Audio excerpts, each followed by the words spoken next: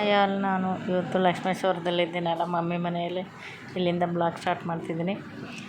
ಬೆಳಗ್ಗೆ ಎದ್ದು ಹಾಗೆ ಯಶ್ವಿ ತನ್ವಿ ಒಂದು ಸ್ವಲ್ಪ ಮಲಗಿದ್ರು ಇನ್ನು. ಹಾಗೆ ನಾನು ನಮ್ಮ ಅಕ್ಕನ ಮಗ ಸನ್ವಿತ ಇಬ್ಬರು ವಾಕ್ ಮಾಡ್ಕೊಂಡ್ಬರೋಣ ಒಂದು 10 ನಿಮಿಷ ಅಂತ ವಾಕಿಗೆ ಹೋಗಿದ್ವಿ.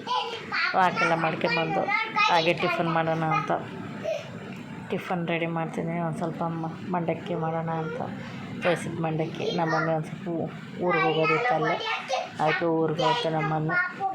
ನಾನು ಟಿಫನ್ ಮಾಡಿ ಇವರು ಟಿ ವಿ ನೋಡ್ಕೊತ ಕುಂತಿದ್ದಾರೆ. ಯಶ್ವಿ ತನ್ವಿ ಟಿಫನ್ ಮಾಡಿ ಅವ್ರಿಗೂ ಟಿಫನ್ ಎಲ್ಲ ತಿನ್ನಿಸಿದೆ. ನಾನು ಕೂಡ ಟಿಫನ್ ಎಲ್ಲ ಮಾಡಿಕೊಂಡು ನಾನು ಸ್ನಾನ ಎಲ್ಲ ಮಾಡ್ಕೊಂಡ್ಬಂದು ದೇವ್ರ ಪೂಜೆ ನಮ್ಮಲ್ಲಿ ಮಾಡೋಗಿತ್ತು ಆಲ್ರೆಡಿ.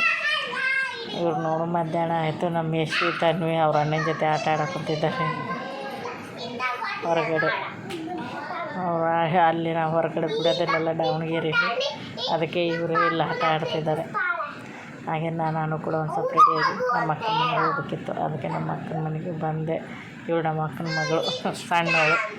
ಹಾಗೆ ನೈಟ್ ನಮ್ಮ ಅಪ್ಪಾಜಿ ಚಿಕನ್ ತೊಗೊಂಬಂದಿತ್ತು. ಮಮ್ಮಿ ಅಡುಗೆ ಮಾಡಿದ್ದು ಚಿಕನ್ ಚಪಾತಿ ಚಿಕನು ಊಟ ಎಲ್ಲ ಮಾಡಿಕೊಂಡು ಒಂದು ಸ್ವಲ್ಪ ನೈಟ್ ವಾಕಿಂಗ್ ಮಾಡ್ಕೊಂಡ್ಬಂದ್ವಿ. ಈಗ ನಾನು ಮಿನಿ ಬ್ಲಾಗ್ನ ಕಂಪ್ಲೀಟ್ ಮಾಡ್ತಿದ್ದೀನಿ. ಬಾಯ್.